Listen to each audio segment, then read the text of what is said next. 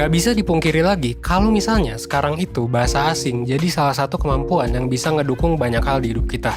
Termasuk gue juga, apalagi bahasa Inggris. Sebagai salah satu bahasa internasional di era modern ini yang dipakai di mana-mana, bahasa ini juga dipelajari oleh banyak orang.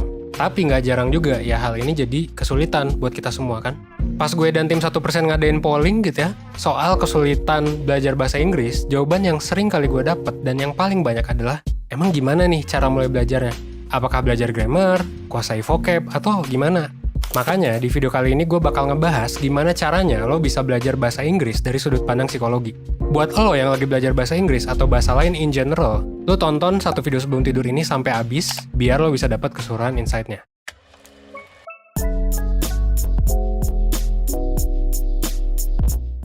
Gue bakal jelasin ini pakai teori di psikologi yang namanya adalah metakognisi atau tentang gimana caranya lo berpikir tentang pikiran lo. Intinya berpikir tentang berpikir. Nah, di teori metakognisi ini, kalau lo mau belajar suatu hal yang baru, dalam hal ini bahasa, ada 3 hal yang perlu lo kuasai. Pertama adalah tujuannya, lo mau ngapain, tujuan pembelajaran itu apa. Yang kedua, lo harus paham soal kemampuan diri lo saat ini tuh mau kayak gimana. Dan yang ketiga adalah strategi buat mencapainya. Nah, gue coba bahas satu-satu ya. Yang pertama, lo coba pahami dulu, sebenarnya tujuan lo belajar bahasa Inggris itu buat apa. Tiap orang punya tujuan yang beda-beda. Dan dengan lo tahu tujuan lo, pembelajaran lo bisa jadi lebih maksimal. Lo juga jadi tahu butuh berapa energi, waktu, dan sumber daya yang perlu lo kerahin. Misalnya, sekarang lo mau belajar bahasa Inggris biar bisa nonton TED Talks, atau lo nonton film nggak pakai subtitle gitu. Nah ini ya udah cukup dengan kemampuan listening dan translating gitu. Nggak perlu belajar grammar dulu, atau misalnya nggak perlu belajar spelling, ngomong gitu ya. Gak perlu belajar pronunciation, ya udah santai aja gitu.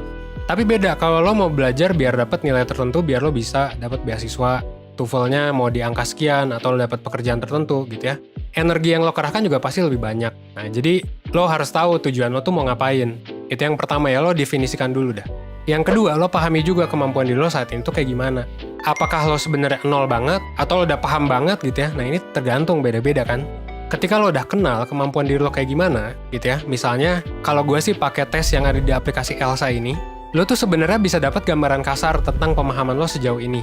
Itu tuh kayak gimana dan apa yang perlu lo tingkatin gitu. Jadi lo bisa tahu tuh sebenarnya level lo itu ada di mana, gitu. Yang ketiga, selain paham kemampuan diri, lo juga perlu tahu motivasi yang ngebuat lo belajar bahasa Inggris gitu. Karena ya pembelajaran yang baik itu didukung sama motivasi yang kuat. Nah, motivasi itu sebenarnya ada 2 jenis ya. Ini udah kita sering bahas, ada motivasi intrinsik yang dari diri lo, dari dalam lo gitu ya. Dan ada yang ekstrinsik yang memang dari tuntutan dari luar.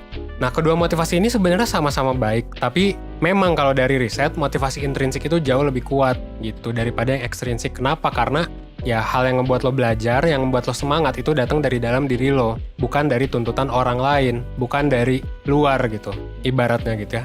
Nah, ketika lo udah tahu tujuan lo belajar buat apa dan lo udah punya motivasi yang kuat, keduanya bakal mempermudah lo untuk nyusun strategi yang cocok buat lo biar bisa belajar bahasa baru.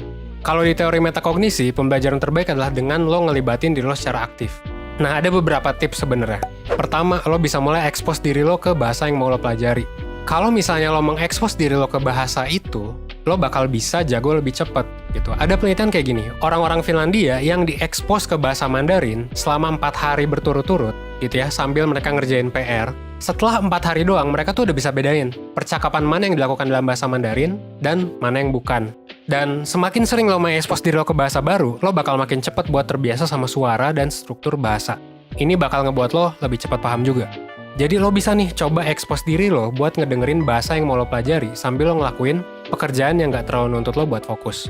Nah, dan lakuin ini secara rutin gitu ya, kayak misalnya tiap jam 9 malam gitu ya, atau tiap pagi, atau tiap misalnya lagi olahraga dengerin sesuatu gitu ya. Nah, ini bakal bikin lo terbiasa untuk ngedenger dan gak nganggep bahasa itu jadi suatu hal yang baru banget, yang jadinya terkesan sulit. Nah, ketika udah mulai terbiasa, lo juga bisa mulai untuk belajar meniru bunyi bahasanya. Dari dulu manusia tuh mempelajari segala sesuatu lewat sistem observasi dan meniru gitu. Makanya meniru itu adalah salah satu langkah yang efektif buat belajar bahasa. Entah itu dengan lo nyanyi, dengan lo niru ucapan, dengan lo pakai aplikasi gitu ya. Di tahap ini juga lo sebenarnya bisa lebih fokus buat belajar soal intonasi dan juga pemecahan kata. Dan yang paling penting kalau menurut gua, bukan hanya lo terekspos, bukan hanya lo ngedengerin, dan bukan hanya lo belajar buat meniru bahasanya, tapi juga lo latihan. Terutama kalau kita ngomongin soal pengucapan. gitu. Latihan tuh bakal bikin kita jadi jago dan akhirnya lebih pede pas sudah belajar ngucapinnya. Nah, kalau saran gua, lo bisa mulai dengan nyari temen yang bisa diajak ngobrol bahasa Inggris. Tapi kan susah ya, gitu. Kayak gua, kalau gua nyari temen, ya susah gitu. Apalagi sekarang pandemi gitu kan. Nah, mendingan lo bisa coba nih aplikasi kayak Elsa. Elsa itu adalah aplikasi pelatihan bahasa Inggris yang pakai teknologi artificial intelligence dan speech recognition, di mana si Elsa ini bisa ngasih real-time feedback secara detail yang sesuai dengan IPA. Nah, bukan IPA sih, IPA, International Phonetic Alphabet.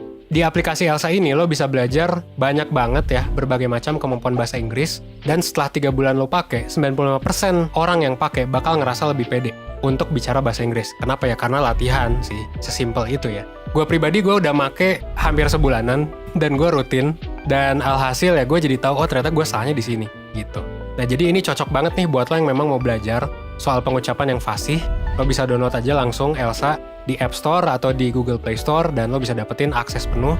Lo bisa dapet nih khusus buat lo ya. Lo bisa dapet diskon 15-85% dengan lo klik di description box. Silakan klik karena lo bakal dapet diskon, oke? Dan jujur setelah gue pakai Elsa dan juga tim gue pakai Elsa juga, ya jadi makin oke aja sih bahasa Inggrisnya gitu.